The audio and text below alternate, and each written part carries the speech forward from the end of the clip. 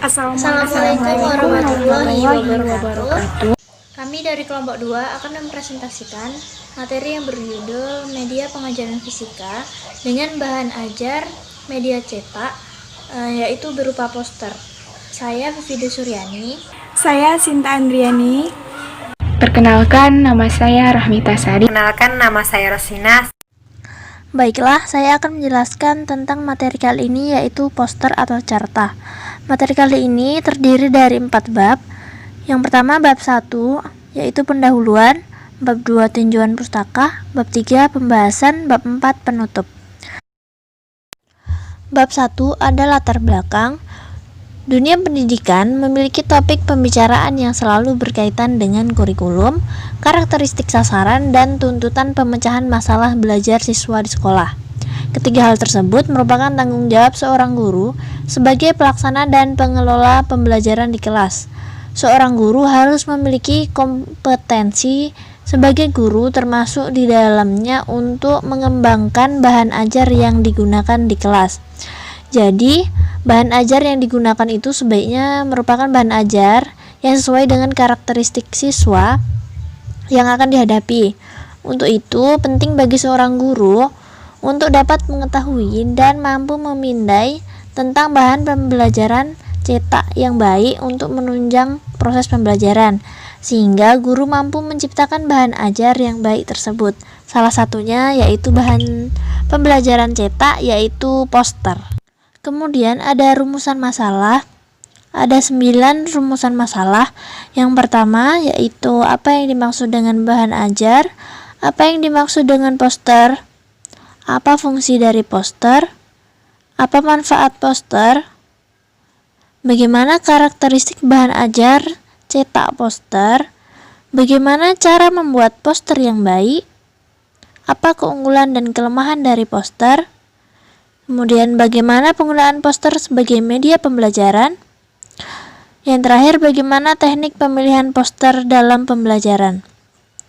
Selanjutnya ada tujuan. Yang pertama, untuk mengetahui pengertian bahan ajar cetak, mengetahui pengertian poster, untuk mengetahui fungsi poster, untuk mengetahui manfaat poster, untuk mengetahui karakteristik bahan ajar cetak poster, untuk mengetahui cara membuat poster yang baik, untuk mengetahui keunggulan dan kelemahan poster, untuk mengetahui penggunaan poster sebagai media pengajaran, dan yang terakhir untuk mengetahui teknik pemilihan poster dalam pembelajaran.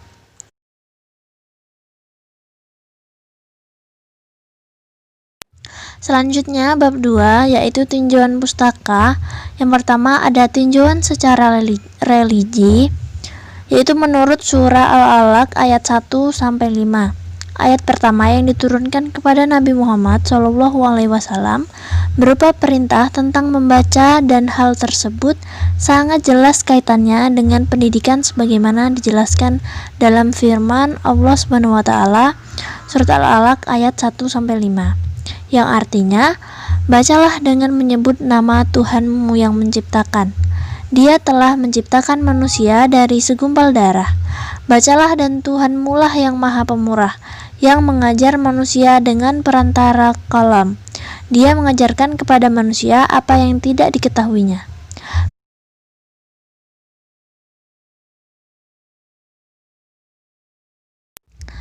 Pentingnya belajar dalam kehidupan tergambar dalam surah tersebut. Dalam pembelajaran, diperlukan bahan bacaan yang sesuai dengan apa yang ingin dipelajari, sehingga bahan ajar menjadi salah satu bahan yang harus ada dalam pembelajaran. Kemudian ada tinjauan para ahli. Yang pertama ada menurut Hasnun tahun 2006 menyatakan bahwa poster adalah gambar atau tulisan di atas kertas, kain, yang dipasang di tempat umum dan berisi pemberitahuan yang beragam berdasarkan tujuan dan kebutuhannya. Kemudian ada menurut Sabri, yaitu penggambaran yang ditunjukkan sebagai pemberitahuan, peringatan maupun penggugah selera yang biasanya berisi gambar-gambar. Untuk materi selanjutnya akan dijelaskan oleh Roslina. Selanjutnya yaitu bab 3 pembahasan, pengertian bahan ajar.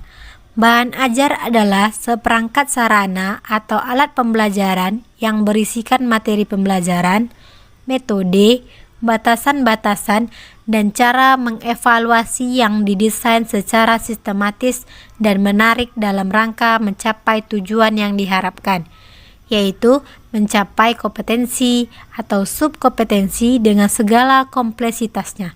Lestari 2013. Selanjutnya, bahan ajar ini memiliki beberapa peran penting dalam proses pembelajaran. Yang pertama, pembelajaran lebih menarik, praktis, realistis, dan bermakna. Yang kedua, mengembangkan pengetahuan, keterampilan, sikap-sikap, dan nilai-nilai siswa dalam proses pembelajaran. Yang ketiga, membuat belajar menjadi mudah dan membantu menghafal hal-hal yang dibutuhkan. Yang keempat, guru dan siswa berpartisipasi secara aktif dan efektif dalam pembelajaran.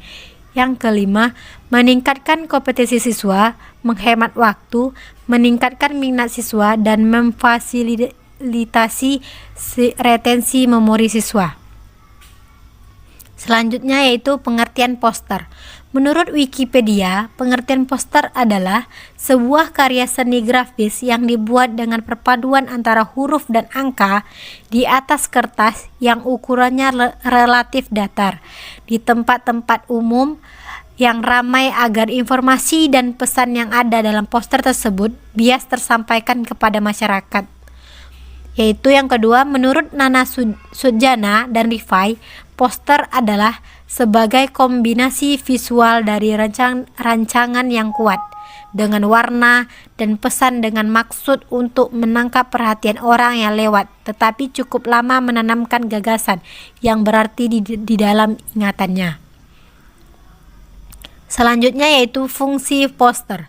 Beberapa fungsi poster menurut Sujana dan Rifai antara lain: yang pertama sebagai motivasi, yang kedua sebagai peringatan, dan yang ketiga sebagai pengalaman yang kreatif. Selanjutnya itu secara umum menurut Daryanto, poster memiliki kegunaan yaitu antara lain yang pertama memotivasi siswa, yang kedua peringatan, yang ketiga pengalaman kreatif. Selanjutnya akan dijelaskan oleh rekan saya. Baik, di sini saya akan melanjutkan yaitu tentang manfaat poster. Menurut Hermawan dan kawan-kawan 2007 13-14, manfaat poster itu sendiri adalah yang pertama penggerak perhatian. Kita sering menjumpai bahwasanya di tong sampah sering bertuliskan tulisan jagalah kebersihan. Jadi, disitulah letak pusat perhatian kita terfokus pada tulisan jagalah kebersihan. Kemudian sebagai petunjuk, misalnya poster pariwisata dengan gambar Candi Borobudur disertai tulisan Candi Borobudur 10 km. Maksudnya apa? Maksudnya letak candi tersebut 10 km dari tempat poster yang dipasang. Kemudian yang ketiga sebagai peringatan. Kita sering menjumpai itu misalnya poster yang berisikan peringatan awas meledak, mudah terbakar, dan lain sebagainya. Kemudian yang keempat, pengalaman kreatif. Di sini manfaat poster itu sebagai pameran atau pertunjukan atau pembelajaran karya seni. Kemudian yang selanjutnya yaitu ada juga yang menggunakan untuk kampanye. Kita sering menjumpai sebelum dilakukannya pemilihan umum, bakal calon itu membuat poster, dan poster itu sering kita jumpai di jalan-jalan maupun di tempat-tempat tertentu. Kemudian, karakteristik bahan ajar cetak poster. Jadi, poster yang baik itu harus memiliki karakteristik sebagai berikut. Yang pertama, mudah diingat. Artinya, orang yang melihat tidak akan mudah melupakan kandungan pesan yang ada di dalam poster tersebut. Misalnya, jagalah kebersihan. Itu biasanya kita jumpai di tong sampah. Jadi, setiap orang melihat tong sampah, orang akan teringat bahwa di tong sampah biasanya ada ajakan untuk menjaga kebersihan. Kemudian yang kedua, dalam satu poster hanya boleh mengandung pesan tunggal yang digambarkan secara sederhana dan menarik perhatian. Jadi, di dalam sebuah poster cukup mengandung satu pesan saja, tidak usah lebih, agar tergambarkan secara sederhana dan mudah menarik perhatian orang lain. Kemudian yang ketiga, dapat ditempelkan atau dipasang di mana saja, terutama di tempat yang strategis yang mudah diingat orang maupun dilihat orang. Yang keempat, mudah dibaca dalam kurun waktu yang singkat. Biasanya untuk membaca poster, misalnya di jalan, kadang sambil berkendara kita membaca poster. Kalau nanti posternya panjang, mungkin akan memakan kurun waktu yang lama untuk membacanya. Jadi di sini lebih ditekankan pesannya itu singkat dan bisa dibaca dalam waktu yang singkat pula. Kemudian yang ketiga, cara membuat poster. Dalam membuat poster ada beberapa hal yang perlu diperhatikan.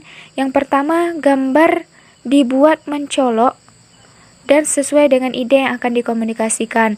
Kemudian yang kedua, kata-kata yang digunakan dalam poster harus efektif, sugestif, serta mudah diingat. Jadi lebih ke singkat, padat, kemudian jelas pesan yang terkandung di dalamnya. Yang ketiga, jenis font sebaiknya adalah jenis yang mudah dibaca dengan size yang besar. Karena poster kadang posisinya jauh dari pandangan mata, jadi sebaiknya untuk ukuran font itu lebih dibesarkan agar mudah terbaca dalam jarak yang jauh. Kemudian selanjutnya, keunggulan dan kekurangan poster. Menurut Lucia Indriani 2018, keunggulan bahan ajar poster ini yang pertama, dalam proses pembuatan dapat dibuat dalam waktu yang relatif singkat. Kemudian bisa dibuat manual atau gambar sederhana.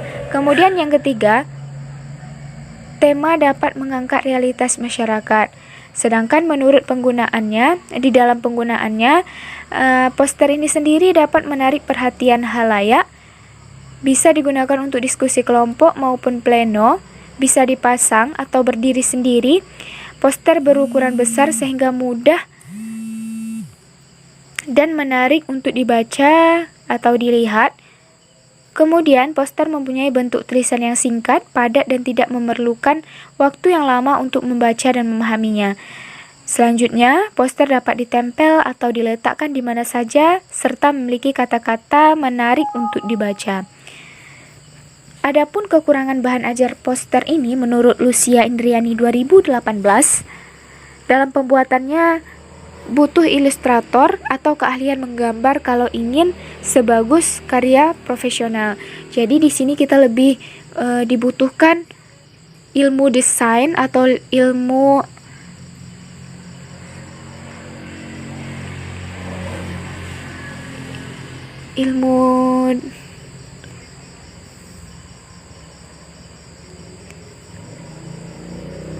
dan ilmu editing. Kemudian butuh penguasaan komputer untuk tata letak atau layout. Yang ketiga, kalau dicetak biayanya relatif mahal. Kemudian dalam penggunaan, pesan yang disampaikan terbatas. Kemudian perlunya keahlian untuk menafsirkan pesan yang ada di poster tersebut. Kemudian selanjutnya beberapa poster perlu keterampilan membaca dan menulis. Selanjutnya, penggunaan poster sebagai media pembelajaran. Yang pertama, pembelajaran sebagai proses komunikasi. Pembelajaran merupakan suatu kegiatan yang melibatkan seseorang dalam memperoleh pengetahuan, keterampilan, dan nilai-nilai positif dengan memanfaatkan berbagai sumber untuk belajar. Yang kedua, poster sebagai media komunikasi visual. Karena proses belajar merupakan proses komunikasi antara siswa dan guru, maka poster di sini berkedudukan sebagai channel atau media dari proses komunikasi tersebut. Lalu ada teknik pemilihan poster dalam pembelajaran. Beberapa teknik pemilihan poster dalam pembelajaran. Yang pertama, mengacu pada tujuan pembelajaran.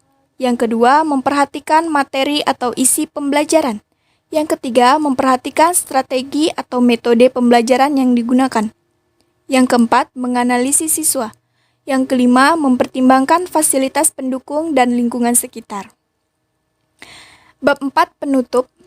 Kesimpulannya di sini, yang pertama, bahan ajar adalah seperangkat sarana atau alat pembelajaran yang berisikan materi pembelajaran, metode, batasan-batasan dan cara mengevaluasi yang didesain secara sistematis dan menarik dalam rangka mencapai tujuan yang diharapkan, yaitu mencapai kompetensi atau subkompetensi dengan segala kompleksitasnya.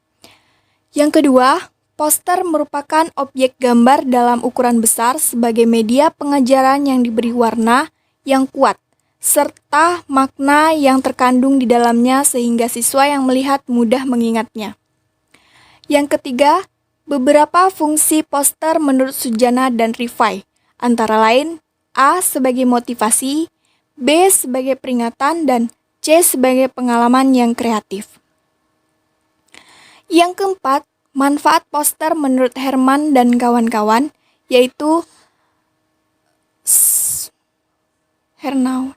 sebagai penggerak perhatian, sebagai petunjuk, sebagai peringatan, pengalaman kreatif untuk kampanye. Yang kelima, poster yang baik harus memiliki karakteristik sebagai berikut. Mudah diingat, dalam satu mengandung pesan tunggal, dapat ditempelkan atau dipasang di mana saja, mudah dibaca dalam kurun waktu yang singkat. Yang keenam, cara membuat poster menurut Wina Sanjaya. Yang pertama, jangan terlalu banyak ilustrasi yang dapat mengaburkan isi pesan yang ingin disampaikan. Yang kedua, perlu diseimbangkan antara gambar dan teks. Yang ketiga, teks yang disusun harus ringkas dan padat tetapi memiliki daya tarik. Yang keempat, gunakan warna yang kontras dan bentuk huruf yang mudah dibaca. 7. Keunggulan dari poster sebagai bahan ajar menurut Wulandari diantaranya sebagai berikut. Untuk memotivasi, menyadarkan siswa, memberikan pengalaman kreatif. Kekurangan penggunaan bahan ajar poster yang akan dijelaskan sebagai berikut. Dalam pembuatan, yang pertama butuh ilustrator, yang kedua butuh penguasaan komputer untuk tata letak, yang ketiga kalau dicetak biayanya mahal. Dan dalam penggunaannya, pesan yang disampaikan terbatas, yang kedua perlu keahlian untuk menafsirkan, yang ketiga beberapa poster perlu keterampilan membaca menulis. Yang kedelapan, penggunaan poster sebagai media pembelajaran ada dua, yaitu pembelajaran sebagai proses komunikasi dan poster sebagai media komunikasi visual. Yang kesembilan, teknik pemilihan poster dalam pembelajaran sebagai berikut. Mengacu pada tujuan pembelajaran, memperhatikan materi atau isi pembelajaran, memperhatikan strategi atau metode pembelajaran yang digunakan, menganalisis siswa, mempertimbangkan fasilitas pendukung dan lingkungan sekitar. Sarannya di sini, bahan ajar yang digunakan di sekolah sebaiknya merupakan bahan ajar yang sesuai dengan karakteristik dari siswa di sekolah tersebut. Untuk itu, penting bagi seorang guru dan calon guru untuk dapat mengetahui dan mampu memindai tentang bahan pembelajaran cetak yang baik untuk menunjang proses pembelajaran, sehingga guru mampu menciptakan bahan ajar yang baik tersebut. Oke, baiklah. Sampai di sini penjelasan dari kami. Kurang dan lebihnya atau ada salah kata, kami mohon maaf. Assalamualaikum warahmatullahi wabarakatuh.